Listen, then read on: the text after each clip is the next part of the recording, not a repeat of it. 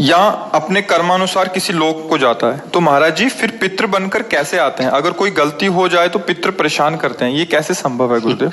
आप ये समझो, आप पितृ नाम दो, भूत नाम दो, कुछ भी नाम दो, अभी जो इनको बताया वो कर्म ही होता है, हमारा कर्म ही होता, कोई हमको परेशान नहीं कर सकता। कोई देवता, कोई भूत, कोई प्रेत, कोई पितर, ये बात गांठ बांध लो, कोई तांत्रिक, कोई सिद्ध। यदि मेरा कर्म गलत नहीं है तो विश्व ब्रह्मांड में किसी की ताकत नहीं है कि वो हमको दंड दे सके, क्योंकि सबका शासन करता भगवान है, ईश्वर है। अगर कोई अपने तप का प्रभाव भी करना चाहे, मान लो तपस्वी है, तो बीच में आके खड़ा हो जाएगा, बिल्कुल वो भजन नहीं करता पर वो निष्पाप है, उसने अपराध नहीं किए, तो किसी न किसी रूप में भगवान आके खड़े हो जाएंगे, उसकी रक्षा कर लेंगे। इसीलिए उनका एक नाम है ईश्वर। संपूर्ण जीवों का शासन उनके हाथ में है और सब जगह विराजमान है। यार मैंने तो भगवान को पुकारा नहीं, लेकिन मेरा सब काम बन गया। ऐसा फंस रहा था, ऐसा गिरने वाला था कि मर जाते, ये लोग फंसा लेते। ऐसा कौन बचाया? तुम्हारे अच्छे कर्म, तुम्हारे अच्छे कर्म है, बुरे कर्म नहीं। मैं तो फूंक फूंक कर पैर धर रहा हूं, जब से मुझे होश, कोई गलती नहीं हुई हमसे। हमारी दुर्दशा लोग कर रहे हैं, हमारी दुर्दशा इससे हो रही, उससे, कोई दूसरा नहीं है। बोले तुम्हारे कोई चक्कर है, ऊपरी चक्कर है, लोग ऐसे कहते हैं, वो अरे ऊपरी और भीतरी, केवल तुम्हारे कर्म का चक्कर है, दूसरा कोई नहीं है। वही कर्म भूत बन करके तुम्हें सताएगा, वही कर्म पितर बन करके, वही कर्म ग्रह बन करके सताएगा, कोई नहीं सता सकता। जो पे कृष्ण चरण मन अर्पित तो कर है का नवग्रह रंग, रंग माने भिखारी, ये भिखारी नवग्रह तुम्हारा बाल बांका भी नहीं कर सकते यदि कृष्ण चरणारविंद में चित्त लगाए हो। और सब ग्रह तुम्हारे अनुकूल है और प्रभु से तुम विमुख हो तो कोई तुम्हारी रक्षा नहीं कर सकता, तुम्हारे कर्म तुम्हें नष्ट कर देंगे। ये सिद्धांत सबकी समझ में नहीं आता है। अगर समझ में आ जाए तो भूल जाओ कि कोई पितर है, कोई भूत है, कोई प्रेत है, वही है, वही, दूसरा कोई नहीं है। वही तुम्हें दंड देने के लिए कभी भूत बन जाते हैं, कभी मृत्यु बन जाते हैं, कभी नाना प्रकार की घटनाएं बन जाते हैं। और इसीलिए उनका भजन करोगे तो असली रूप में आपको मिलेंगे प्रेमानंद स्वरूप, महान सौंदर्य समुद्र, करुणा समुद्र। वही नहीं कहते जो विमुख है, अधर्माचरण करता है, उसके लिए मैं काल रूप भयंकर हूं। भगवान ही कह रहे, मैं उसके लिए भयंकर रूप हूं। देखो, भगवान का ही एकमात्र स्वतंत्र साम्राज्य है, वही बनने वाले, वही बनाने वाले हैं। बस सावधान होकर उनका भजन करो, कोई कुछ नहीं कर सकता। जब आप मान्यता करोगे कि पितर हैं, भूत हैं, तो उस रूप में मिल जाएंगे। जाकी रही भावना जैसी, आप बिल्कुल मान्यता हटा दो कि जो भी नाम रूप है हमारे प्रभु के ही है। हाँ, जो हमसे गलती हुई वो हम गलत हैं, हमसे पाप हुआ, हमसे अपराध हुआ, पर स्वामी हे नाथ आप कृपा करके क्षमा करो, कोई कुछ सताने। देखो, किसी का अटैक जो होता है ना, हमारे तन पर होता है, हमारे मन पर होता है।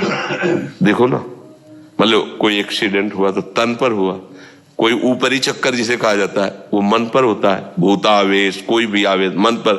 तो ये तन मन जब तक तुम अहंकार में हो तभी तक पीड़ा दे सकते हैं। अगर भगवान को समर्पित कर दिए, अब किसी की ताकत है? भगवान के समर्पित तन और मन को कोई घसीट कर ले जाए, ऐसा हो सकता? इतना वीर कोई पैदा हुआ है क्या? बस एक बात समझ लो, भगवान के आश्रित हो जाओ। वही भगवान ने गीता जी में कहा, पितरों को पूजने वाले पितर लोग को जाते हैं, भूतों को पूजने वाले भूतों को प्राप्त होते हैं, और मेरा भजन करने वाले मेरे को प्राप्त होते हैं। वही पितर बने, वही भूत बने, आप जिस भावना से उनको भजोगे वैसे ही आपको मिल जाएंगे। वही सब अपना विस्तार किए हुए हैं। ये बात समझ में आ जाएगी तो फिर बात, कोई परेशानी नहीं है। देखो, गंगा किनारे जब हम भ्रमण करते थे तो अब तो नियम लग गया कि आप लाश फेंक नहीं सकते, नहीं तो गांव के लोग जो है वहां जलाते नहीं थे। अब 10 कोस से आ रहे हैं, 100 रखे हुए, कहाँ वहां लकड़ियों का, ऐसे ही गंगा नहाया और बालू बांधियो, गंगा में सकला दिया, तो सैकड़ों लाशें कुत्ते किनारे खाते थे, चीत चीत के खा रहे हैं, स्मशान है। कहीं हमको आज तक कोई परेशानी नहीं है, अकेले भ्रमण करते रहे, रात दिन गंगा जी का ही किनारा सेवन। बड़े बड़े हमको बंदूकधारी मिले, बैच जो बदमाशों के होते हैं, बस बहुत बातचीत की उन्होंने, हाँ ठीक है जाओ, पहले तो एक बार तो ऐसे मिले कि लोग कोहरा छाया हुआ था, ठंडी का समय एकदम, बुलाया 8-10 लोग लगभग ऐसे, और सब शराब पिए हुए, ऐसा लग रहा था उनकी चेष्टाओं से।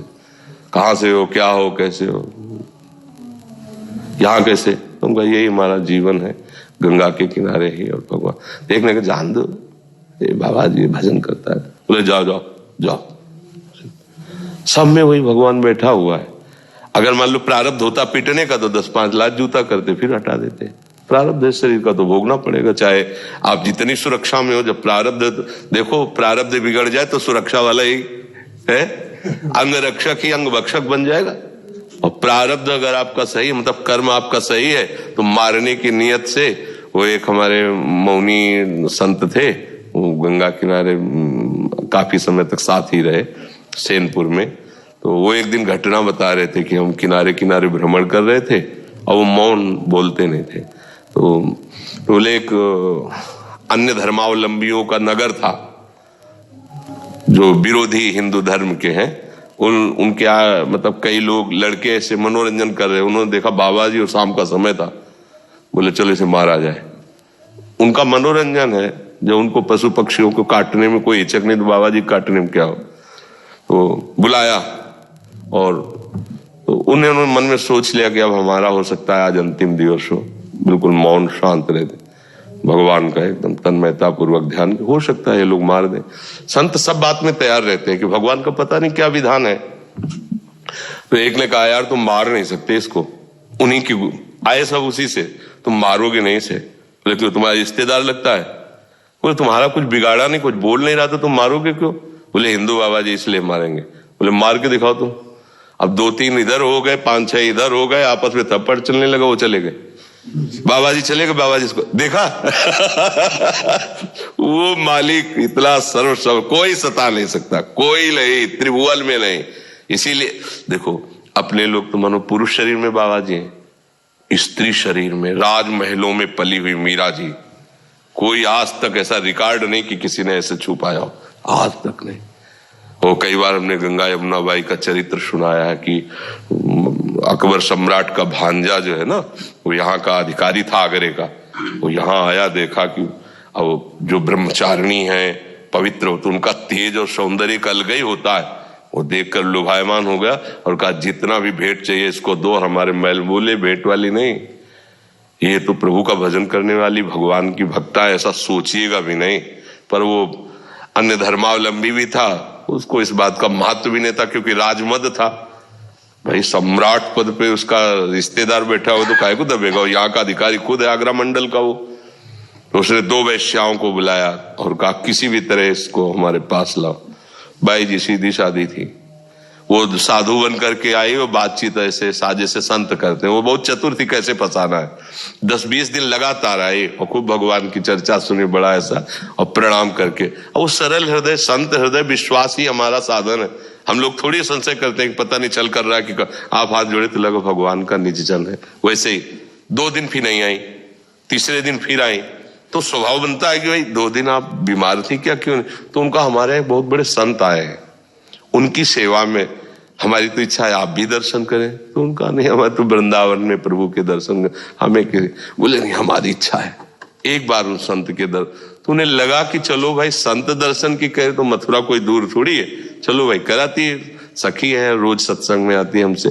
चली गई, जब वहां गई तो महल, तो उन्होंने सोचा संत है, चाहे महल में रखो चाहे झोपड़ी, हो सकता है कि ऐसा। तो अंदर जेवी दरवाजे की दोनों दरवाजा बंद कर देखा, वो हसन बेग दो अजीज बेग क्या उसका नाम था, वो सामने उन्होंने देखा इसकी तो काम दृष्टि है और ये तो मुझे फंसाया गया है, उनका दूर रहना, एक कदम भी आगे मत बढ़ना, इसी में तुम्हारा मंगल है, हम तुम्हारा मंगल चाहते हैं। वो काओ ये भाषा है क्या समझने वाला, जो कोआ मदान मदना तुरुआ, कामी पुरुष कभी ये नहीं देखता कि धर्म क्या है अधर्म क्या है, परिणाम क्या होगा, कामी पुरुष नहीं देखता, क्योंकि कामना में अंधा हो जाता है, बेटी है कि बहन है कि क्या है ये सब भूल जाता है। कोआ मदांधो मदना तुरुआ, अंधों में अंधा कौन, बोले जिसको काम। अब वो तो वैसे ही आगे बढ़ा, बस वो श्री हरिवंश श्री हरिवंश श्री हरिवंश से आंख मूंद करके प्रभु का भयंकर सिंह प्रकट हो गया उसी बीच में। वो लिखा हुआ है रसिकल निवाल, और पैजामा गीला हो गया, मूर्छित होके गिर पड़ा। और बाई जी का शरीर वृंदावन में, भगवान कर तुम बिना विमान के एक क्षण में वृंदावन में। उन्होंने आंख खोल के देखा अपनी कुटिया में बैठी है, तो उन्हें कोई आश्चर्य नहीं हुआ, क्योंकि सर्वाश्चर्य में भगवान है। अरे यहां से साड़ी नहीं खत्म हो पाई, 10,000 के हाथियों का बल रखने वाला मूर्छित होके गिर गया। यहां से द्रौपदी जी के भगवान वस्त्री बन के विराज, भगवान भगवान है। बाद में चरणों में गिरा के बड़े एक भरोसा बस।